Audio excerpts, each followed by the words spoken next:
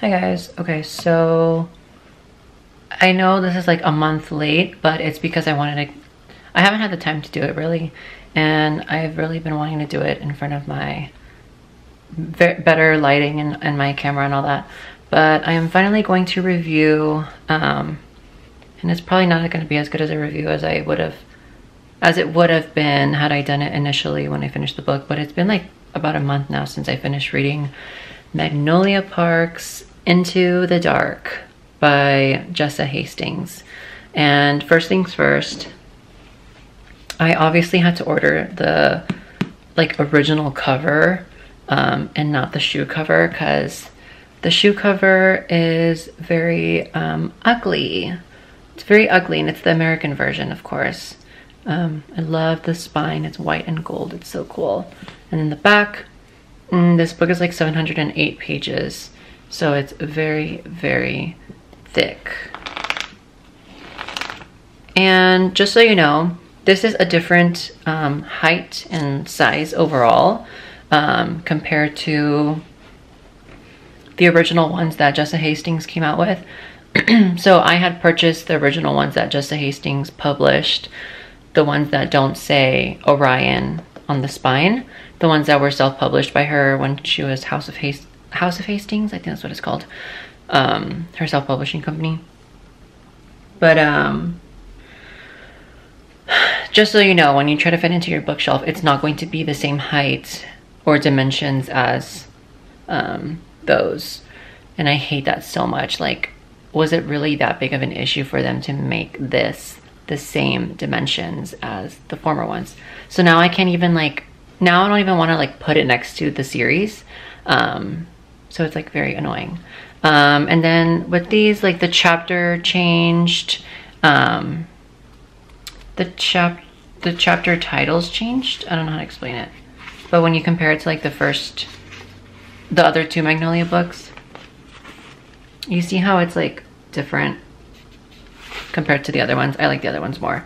But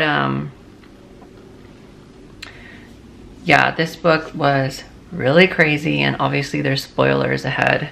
But this book was so crazy, and I really liked it. I just feel like every Magnolia book just keeps getting better, kind of. And I honestly like wanted to cry when I finished reading this one, because it's the end of Magnolia and BJ's story, but I know it's not the last time we'll hear of them in the universe, because, well, here's the thing. So I really don't understand, and I will in the future, but right now I don't understand why Jessa Hastings decided to make 3 books of Magnolia Parks, but what's gonna be, it was gonna be 4 books of Daisy Hates. I'm like, is Daisy your favorite? Or like, I'm trying to figure out like there's 2 more Daisy Hates books apparently coming out, so maybe I wouldn't expect it to come out this year, honestly. Like, I'm not expecting any of that, just because I know it probably drained her to write this. And I remember her post on Instagram where she was like, not venting, but like kind of putting her emotions out on how emotionally draining this was to write. So I can only imagine how hard it is to write the Daisy Hates books.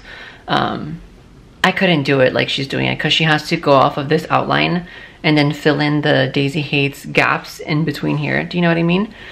It would be easier to literally just write a whole entire book from scratch, but this is much harder what she's doing, so I give her props, because she has to align each book with the timelines, and every freaking chapter, every outing that they go to, she has to line everything up, and it's so insane. She has so much work to do. I couldn't do it. You couldn't pay me. I couldn't do it. Like, that's too much work. And she said so before in a podcast that she has like outlines of like Daisy and then Magnolia, and then like Daisy and then Magnolia, so she knows what's going on and how to write the next Daisy Hates book. But anyways, I'm really interested to know like what is so interesting about Daisy Hates that happens that there's 2 more books for her, when I thought in reality Magnolia was her favorite. But you know what, to be fair, I feel like it was time after everything that happened here, I feel like it was definitely time for this book, for Magnolia's, as much as I hate to say it honestly, because I love Magnolia and BJ in the weirdest toxic way of my brain, but I love Magnolia and BJ so much, and their story is so perfect, I think, and it's written phenomenally. It is written phenomenally.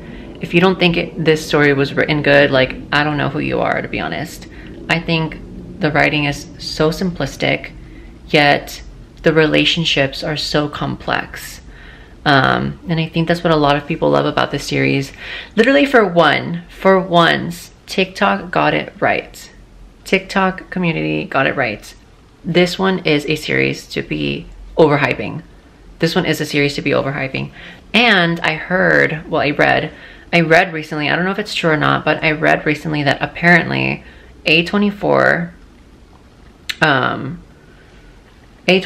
apparently bought like the rights to make this into a TV show, and it's going to be very cinematic. I'm assuming like Euphoria. I don't watch Euphoria, but I've seen clips, so I know that it's like really cinematic and cool looking. So if that's true and they turn this into a TV show, which I'm sure Jessa wanted to do for a while, I believe, I'm not sure. But I'm sure it's going to be such an amazing and great show. Only if they get the casting right. Like, they have to get the casting right. And not just the casting right, but the actors have to play their roles perfectly like the characters. If not, it's not going to be good. I already know it. Like, it's not going to be good. And they need to stay true to the book. I mean, there's a lot of things they can move around and switch, but for the most part, they need to keep the theme and core of the story. So what else did I want to say with this? Oh yeah, so I'm curious to know, like, what makes Daisy Hates so interesting. Like, I don't hate Daisy Hates, but I also don't like her really, to be honest. I don't know why. Like, I definitely am more Magnolia. Like, obviously I'm more into like high fashion and luxury, and then just like all the places they go to. Like, they go to like they go to Italy, they go to all these beautiful restaurants and all the shopping that they do. Like, that's so my vibe, and it's just like captured perfectly. However, Daisy Hates, I think they don't ever go shopping as far as I remember, but obviously because it's the same author, like the writing, it's the storytelling and the writing that I love. Like, it's so special to me. That's what I really like. I really like how like, what's the word? How submerged I get into the story. Like, my brain just merges with the story in like the best way possible. So that's really hard to do as a writer, to be honest, and Jessa Hastings makes it look very, very easy, and she does it very, very well. So spoilers ahead, obviously. I have to say I am very, very, very happy. As much as I hate Harley, which is Magnolia's dad, I'm really happy that they touched upon a lot in this book. Because I remember her and her dad would fight a lot in the first Magnolia Parks book. Or not fight a lot, but they would be very, like, you could tell that there was resentment there for Magnolia and maybe Harley's part too. And then we find out why. He's resentful of Magnolia and not of Bridget. And you know what's so interesting? Well, so before I get to that, yeah, I just wanted to say I'm really glad that she covered a lot of the, not skeletons in the closet, but a lot of the layers. I'm glad that Jessa revealed a lot of the layers of the difficulty of Harley and Magnolia's relationship. And honestly, like, I wanted to cry.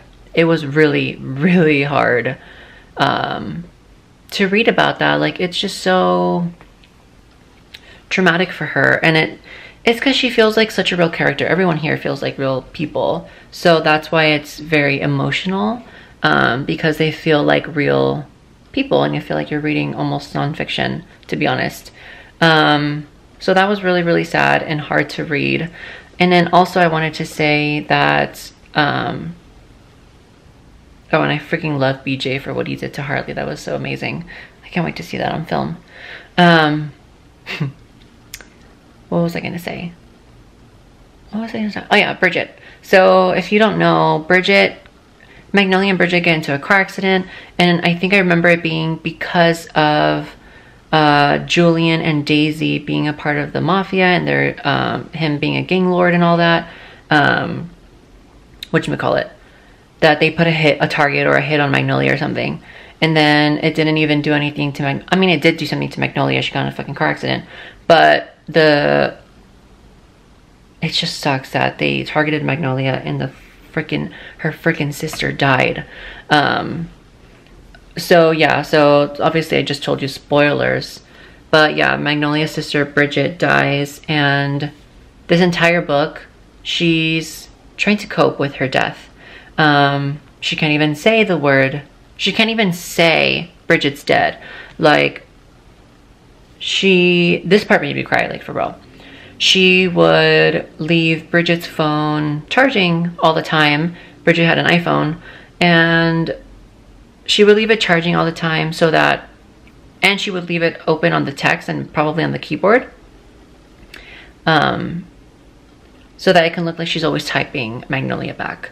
And Magnolia couldn't handle the fact that the first time Bridget's phone died, she received like a green text or something, like a green bubble, a green, what do you call it? I'm not saying it correctly. She texted Bridget and the bubble was green. And so apparently she charged the phone back, and now the bubble turned blue. So, you know, if you're an iPhone user, you already know what I'm talking about. But I don't know, like, if someone's phone is dead, I don't think it turns into a green bubble, actually, if you both have iPhones. I think she might have just been saying that just for more emphasis, because I really don't remember my bubbles ever turning green unless someone blocks you. No, if someone blocks you though, oh no, it's different. I feel like if I had all those things happen, I don't know, I feel like, who's texting me? Oh, okay. I don't know, I just confused myself. I think she was just saying that because for emphasis, but I don't think I ever remember sending a text to someone that has an iPhone and then my bubble being green because they blocked me or because their phone died. I think she just said that for emphasis of like how it's making her feel. So she has her phone charging, Bridget's phone charging all the time, and she's always texting her, she's always talking to her in the mirror, and it's just all an illusion. I think even Jessa herself wants us to know that it's not even Bridget, to be honest, that it's just Magnolia creating Bridget's essence into like the mirror. And there's so many scenes where Magnolia is talking to Bridget in the mirror, like she's still there, and then Bridget's always telling her like, you need to let me go, like I'm not even here, like this is ridiculous. And Magnolia just can't embrace that she's dead. Like she can't even fathom that she's dead. And so she's like left all alone. And even though she has all these friends and she has BJ, and she has insane amount of money, like she is not happy, and she cannot even try to be happy. And then she starts her eating disorder again that she apparently had when she was younger, and then all her friends are like worried about her. But honestly, like, what do you expect for her to do? I mean, she eats, but like barely. Like, what do you expect for her to do when her sister died and she can't even like say that her sister died? Like she can't even say those words. So I feel like she has no idea how to cope. I mean, she could spend like all her money and like go shopping and like do all these things to distract her, but she does do a lot of different things to just try to distract herself, but it just like doesn't work, you know? And the therapist definitely does not help her at all. She was very bickery to the therapist, which was hilarious because that's typical Magnolia. I think there wasn't even a boring moment in this book, to be honest. I feel like when they traveled internationally, I kind of like started being like, okay, I don't know why, but I started feeling, maybe I was just tired, but I was just like, okay, like, let's just skip to the end. Let's just skip to the end. I didn't skip to the end. I read every single word in the book. But I feel like that's the only part when they went internationally. I know it had a purpose, like duh, like it was to put Bridget's ashes where they went to in Bali. I believe they went to Bali. I think I remember it was Bali. But yeah, and then like the eclipse, and they had all that stuff there. And then fast forward to the wedding, they had the wedding there too. I don't know why. I feel like I didn't like that the wedding was over there. I don't know why. I felt like the wedding should have been in London. I don't know why. It's just like bothering me. I don't know why. Even though like the entire book takes place in London, besides the other trip that they go on. I feel like, I don't know. Anyways, I don't know what else to say now. I feel like everyone needs to go and read this. This universe has completely sucked me in, and I'm obsessed with it. And I think everyone needs to read this series. It is so good. It just like changes my mind in like the best way. I don't know why. It just also, I don't know what it is, but also this book gives me like confidence. So check out Magnolia Parks Into the Dark by Jessa Hastings.